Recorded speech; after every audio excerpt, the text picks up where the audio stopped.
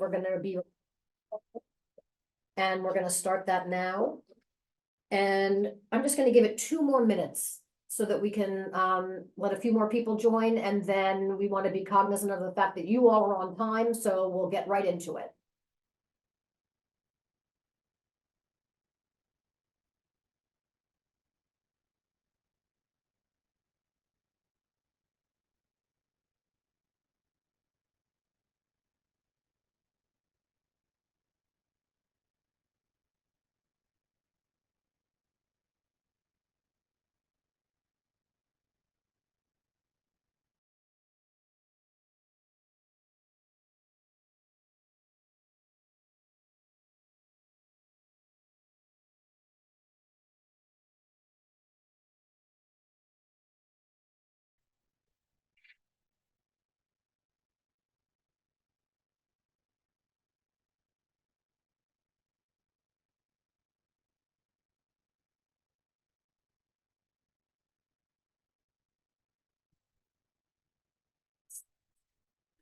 See a participants list. Okay.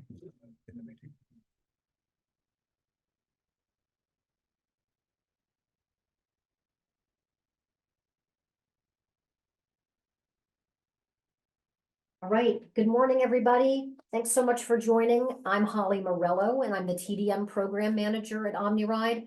And I'm just going to kick in with a few housekeeping things, and then I'm going to turn it over to Joe Stainsby, OmniRide's Chief Development Officer, to say a few words before we kick off into the presentation. I already mentioned that the call is being recorded. We usually have Hispanic translation for these calls, but I mentioned our technological difficulties, so we don't have that this morning. My apologies. Also wanted to let you folks know that we've got 2 presentations today. The first from Gabriela Serrato Pena. She is the Community Education Manager at CASA. And then the second presentation will be given by Joe Stainsby, OmniRide's Chief Development Officer. So with that, I'm going to turn it over to Joe to say a few words. All right. Good morning, everybody. I've saved you the unpleasantness of having to see my face this morning by virtue of the fact that I have a laptop without a camera in it. I just want to thank everybody for taking time out of your busy pre-Christmas week schedules to be with us. You know, these councils that we have 3 of them. We have the Vanpool Council, the Mobility Council, our Employer Council rather, and our Hispanic Council, and the 3 of them form our mobility councils. The purpose of them is, as we came out of a strategic planning phase in 2019, early 2020, we really wanted to try and pivot away from being an agency that was really dictating to people what we thought the right types of service, the right levels of service, and the right locations of service were, into an agency that really listened to community feedback, right? So obviously we have the same encumbrances that we have always had in terms of manpower and in terms of the financial wherewithal to do things. But you know what these councils represent is an opportunity to hear from members of the general public, also stakeholders, elected officials, about what they think about that specific area. So you'll certainly be hearing from me later very much about wanting your feedback on these things. So please don't, you know, sit on your hands and don't not put things into the chat and don't not speak up, because, you know, we really do have the opportunity to kind of influence what the agency does here, and we place a tremendous amount of value on these sessions. So I thank you very much for being here today, and you'll be hearing from me later. So I'll kick it back to Holly. Thank you. Okay, and with that, I'm going to turn things over to Gabriela. Gabriela, your slides are up, and feel free to kick in whenever you're ready. Okay, thank you so much. Good morning, everyone. My name is Gabriela Serrato. I am CASA's Community Education Manager, and with me I have Christian Martinez. Hi, everyone. I'm the Research and Policy Analyst for Virginia. Good morning, Christian. Thank you, Christian. So today we are going to speak about CASA and pretty much our services, more like on the education side. And also we are going to talk about a campaign that we have right now. So what is CASA? CASA is a nonprofit organization that is passionate, community conscious, that works to organize, advocate for, and expand opportunities for Latino and also for immigrant communities.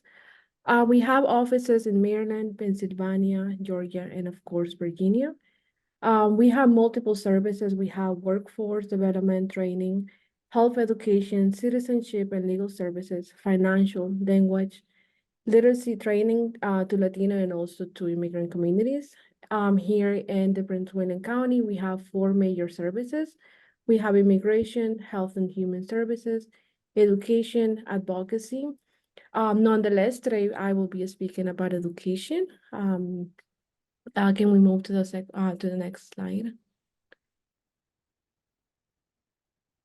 So as a community education manager, I oversee 2 major programs. The first one, it is a youth program called Mi Espacio.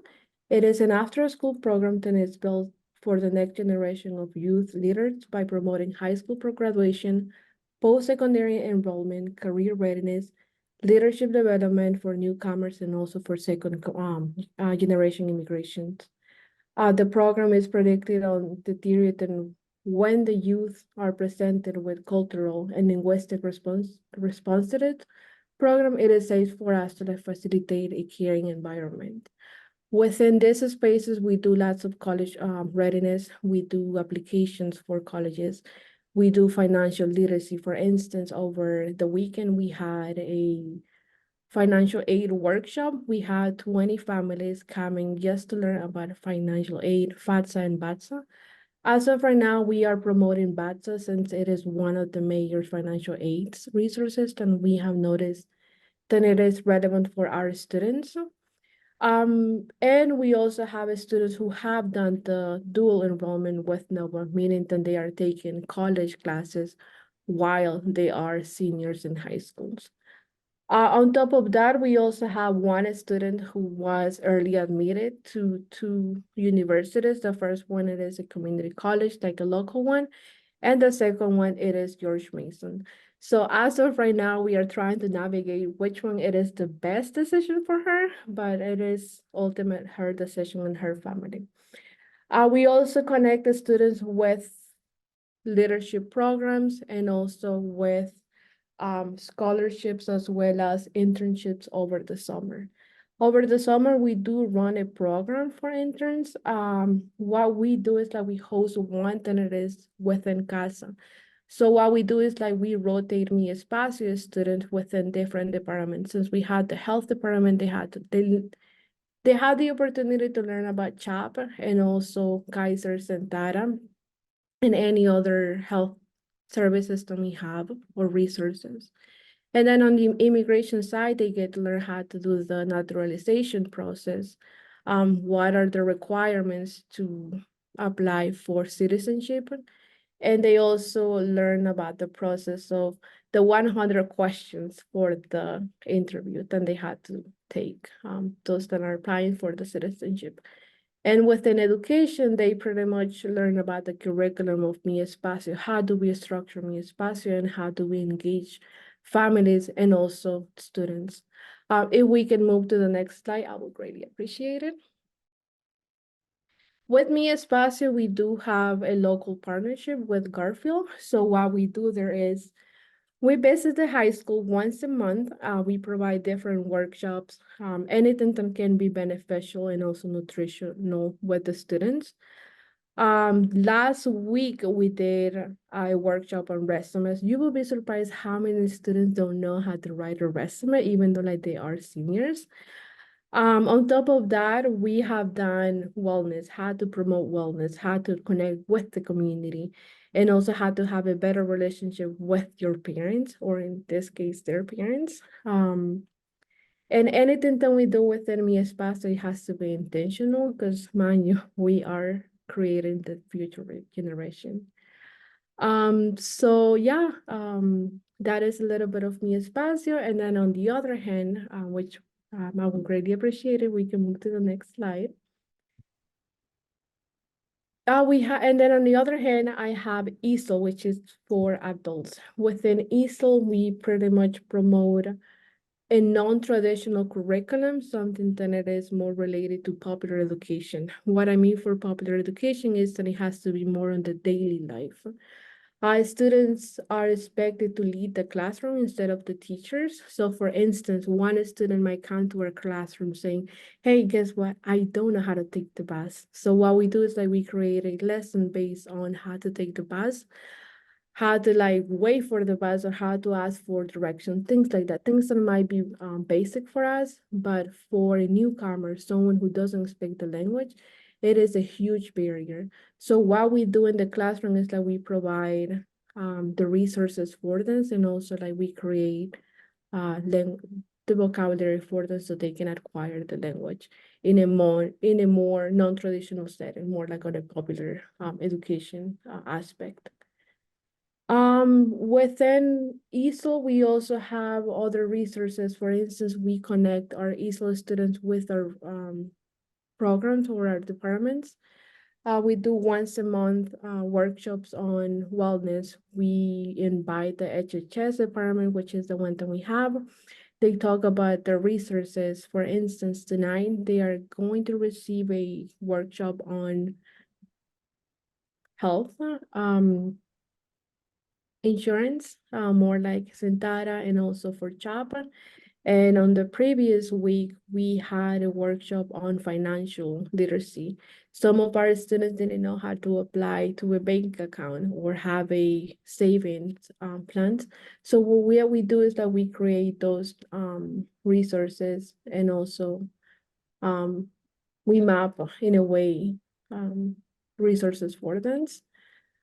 So that's a little bit of my side. And then can we move to the next slide? Give me 1 second, I'm attempting. There we go. Yeah, thank you. So here at CASA, we have 4 different classes. We have basic, we have 1A, 2A, 1B. And we are thinking about creating another class. But as of right now, most of our students populations are immigrant, they are Latinos. Now we are receiving a significant number of Afghanistan students. Each class has 20 to 25 students, and the classes are range from 8 weeks.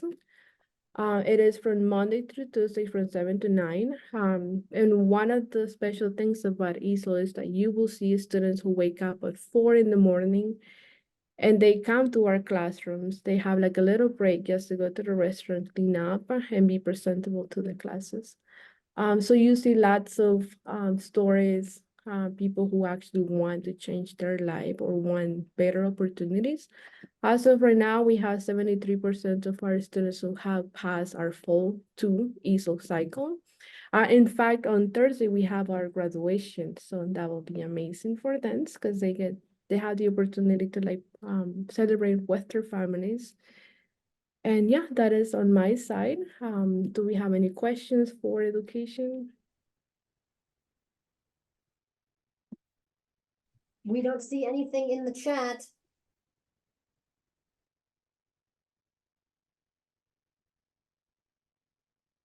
Would you like me to go to the next slide? Yeah, I will take over from this half. Okay, excellent. So, just a little information about myself. I'm the research and policy analyst, so I deal with all the advocacy from Prince William County, Fairfax County, Richmond City, as well as the state assembly priorities that our members bring into the organization. And so I'll mainly be touching on the policy priorities that our members have brought up recently. Focusing on transportation and immigration issues. If we can jump on the next slide, that'd be great. There we go. And so the 3 main things that or 2 main things that our members have brought up recently focused on immigration and transportation safety.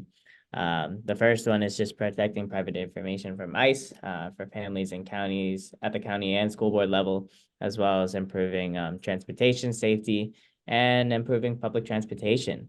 Could we go into the next slide?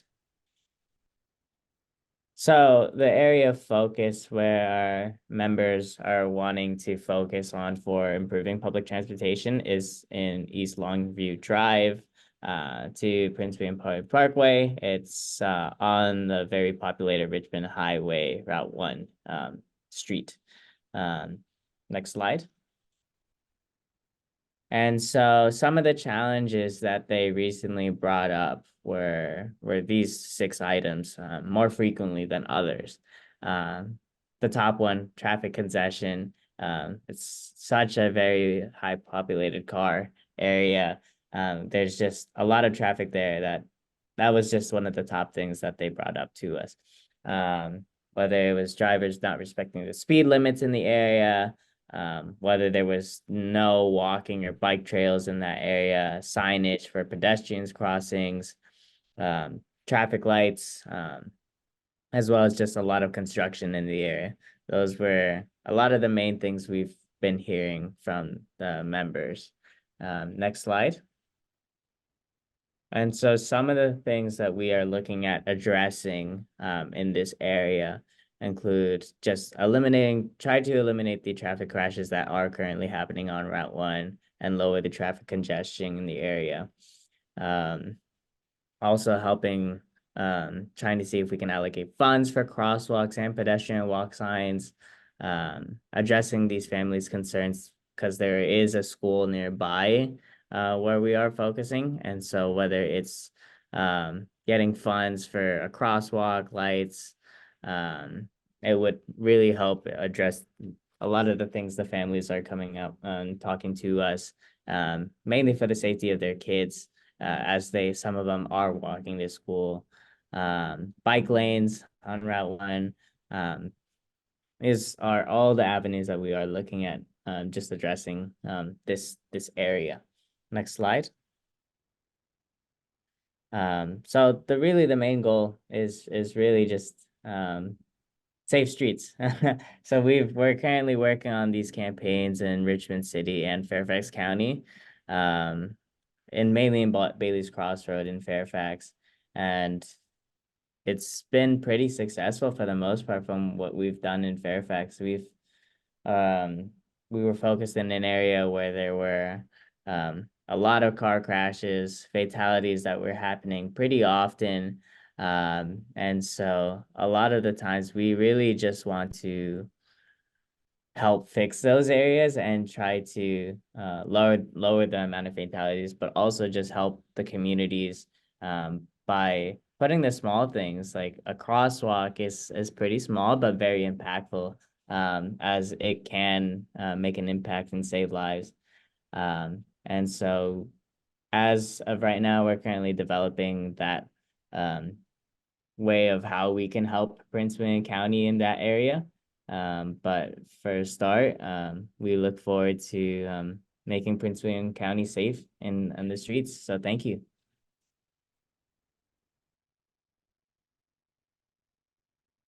Is that the last slide? Looks to be. Okay, I'll stop sharing and allow Joe to start sharing his presentation, and just thank you both so much. This was very interesting information. And I'm wondering, because a lot of it seems like it would be helpful if you were working with Prince William County DOT. Is that a relationship that you already have and that you're working through? We are currently developing relationships, so any context is always appreciated. Okay, excellent. I'll definitely follow up with you both. And there we go. It looks like Joe is up. All right. Good morning, everybody. Hopefully you can hear me okay. So I just to speak a little bit to Christian's previous point. I mean, one of the main things that we do here is to not only kind of garner feedback through these councils for changing our own policies and feeding into our own narrative, but also so that we can facilitate those things like putting you in touch with whether it be Rick Canizales or Paolo Belito or anybody like that in Prince William County planning, because in that particular area that you mentioned there on the map, that is a very high transit usage area for us. And there was a lot of transit orientated development, as the industry would call it, in that area. And certainly for CASA to have a seat at the table there would seem to be completely appropriate. So anything that we can do to facilitate that is something that we would look to do. And that's kind of one of the reasons that we have these meetings in the first place. So that's really great to see. So As I mentioned at the kickoff, we've really been trying to make some inroads with our outreach to the Latino community. And what I'm going to do here is just kind of walk through some of the steps that we've taken this year so that you can see that we're not just, deaf to feedback that we get or resting on our laurels or whatever you want to say. And then just kind of open it also to the floor, either for discussion here in this meeting, or you have our contact information if anything pings into your mind afterwards, because if you're anything like me, you remember 10 fantastic things right after you've finished doing the meeting.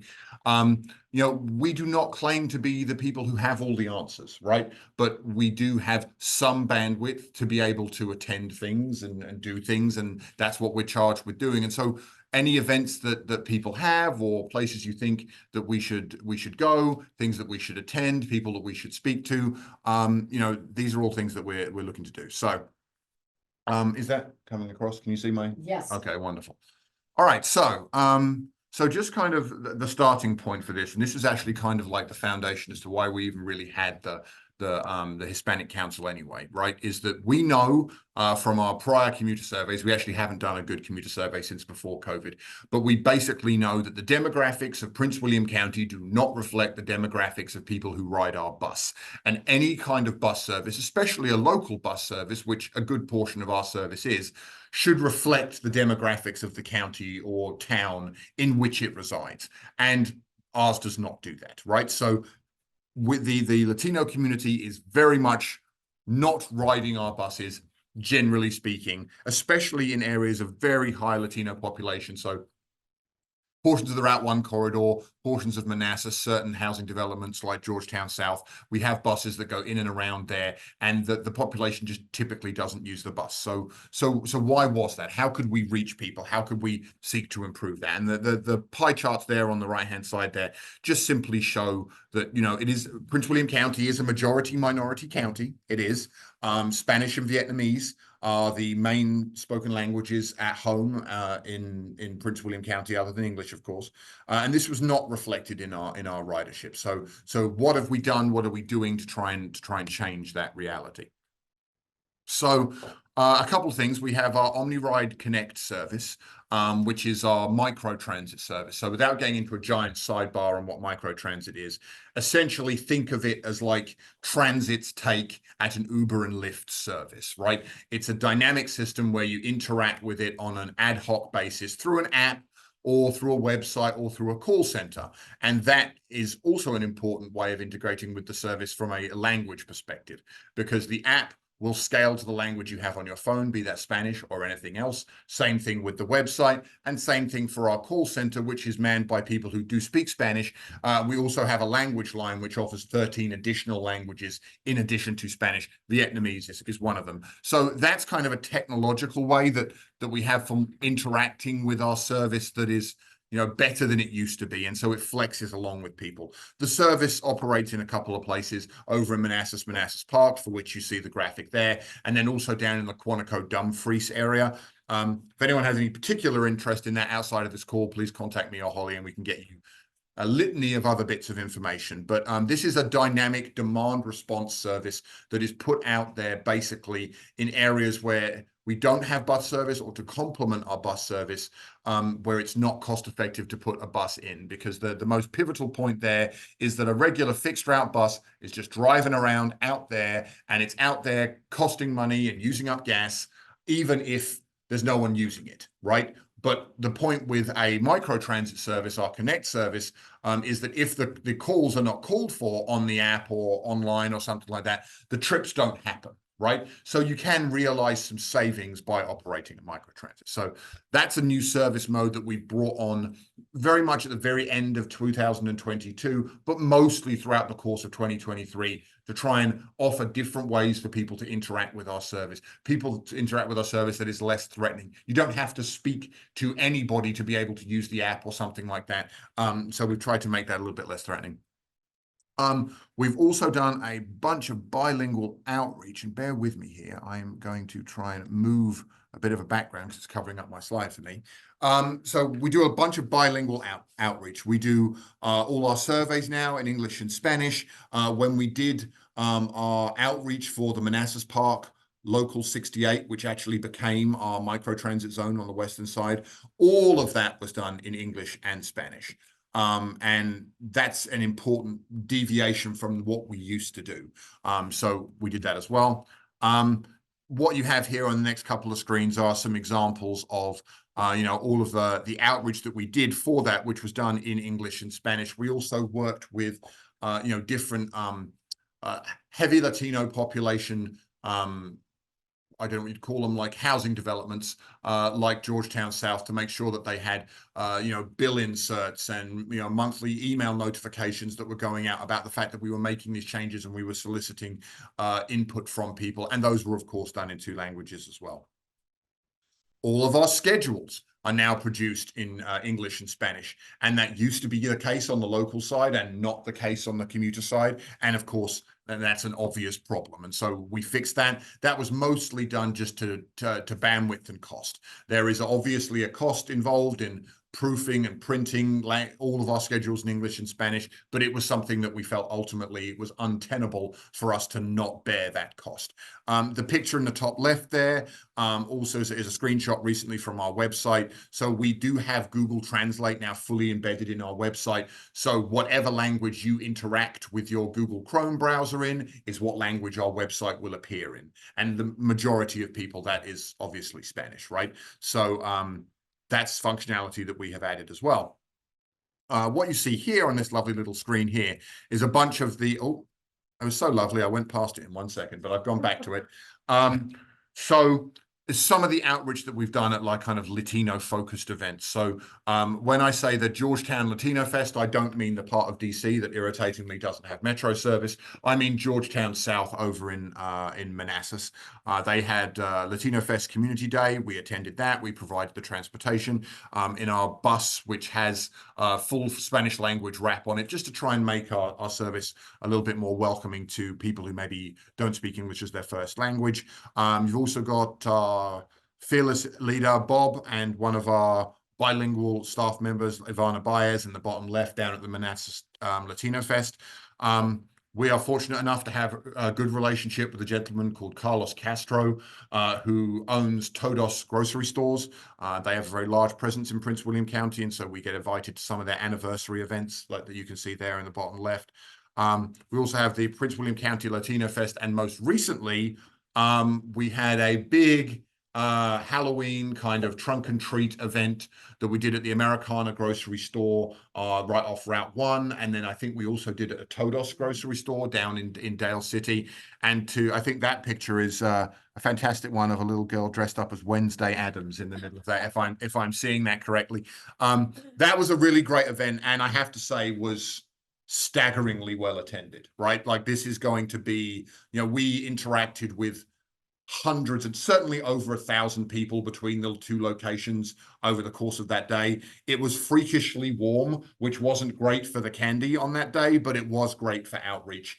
It was really excellent, and I think almost exclusively kind of targeted the Latino community, and it had a very positive impact, so much so that we'll almost certainly be making that an annual event at this point, because I really don't see a way forward where we could not do it, right? So those are examples of some of the things that we've done this year. All of those things have happened this year, and they're all things that, maybe with the exception of a couple of the Manassas festivals, they're all things that we haven't done previously, that have been specifically targeted to try and target and demystify and de-scarify, if that's a word, which it isn't, the whole ethos of our service, right? Like you can interact with it. It's free in almost all circumstances. You don't have to worry about turning up and not having enough money to ride the bus. A lot of people didn't know that. It's been free for a while, right? It's going to be free at least until next June, because that's when our fiscal year is up.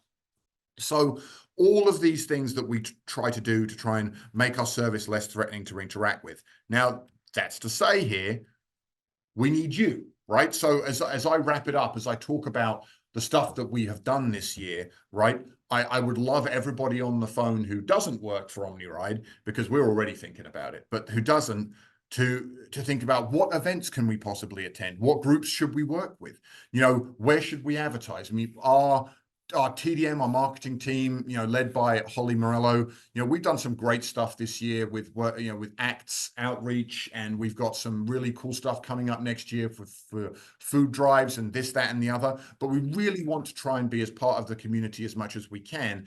But the simple, cold, hard reality of it is we tend to have to leverage other people's volunteer resources because we only have 52 people that actually work for the commission, right? And of those people, probably only about 6 or 7 of them, including a good portion of the people on the phone today, are routinely out there in the field. And there is only so much they can do, especially at weekends, because they are people too, and they deserve to have a life. So we do have to be quite picky about what we do, and sometimes we'll do something, and if it didn't have a great bandwidth use for us, then maybe we would look to do something else, right? But we never just say no to anything just off the bat. We try to consider absolutely everything that we do, and if your agency, if your community has an event, has something that you think that we should do, or you see a major hole in our coverage, we will work to address that.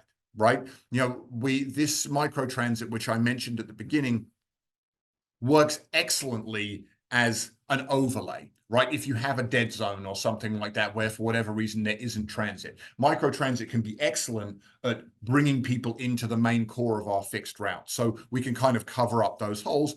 And, it's kind of not classy to say it, but the reality is the thing that precludes us from doing that is staff availability in terms of operators, and then money availability from the local counties, cities that fund us to be able to offer those services. But speaking to you individuals, the community, and actually having that testimony that this is needed from blankety blank for blankety blank, that's extremely powerful in going along with just our general message, which is more transit, more transit, more transit. If we can be specific and it's powered by, homeowners associations or civic groups or business leaders from the actual communities in which many of our supervisors actually live and serve and are elected from, right? Then that can form a really powerful narrative. So I would encourage anybody to reach out to us either now or, quite frankly, afterwards. I see Holly's very kindly put her name in the chat here. So by all means, reach out to her. My information here is on the last slide. That really is all that I have. It's safe to say, I don't put out there the stuff that we have done as being like this fully comprehensive. We are now good. We have done everything that we can. We cannot do any more. And this is a box checked. I don't think that it's ever really going to be a box that's checked. This is a constant thing that we are looking to improve as time goes by.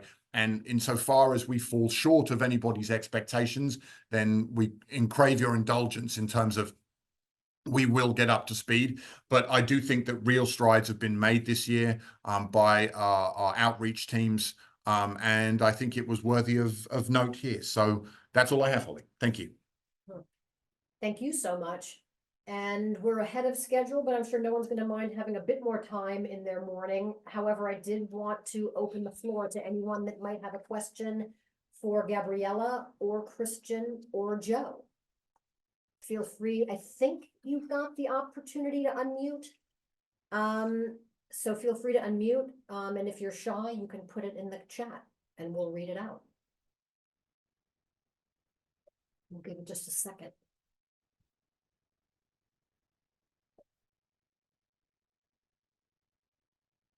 All right, I'm not hearing anything, so I'll just slowly wrap up in case someone does want to unmute and ask something or put anything in the chat. But thank you all so much for joining. We really appreciate the partnership with all the folks on the call, and so much appreciate Gabriella and Christian for your presentations.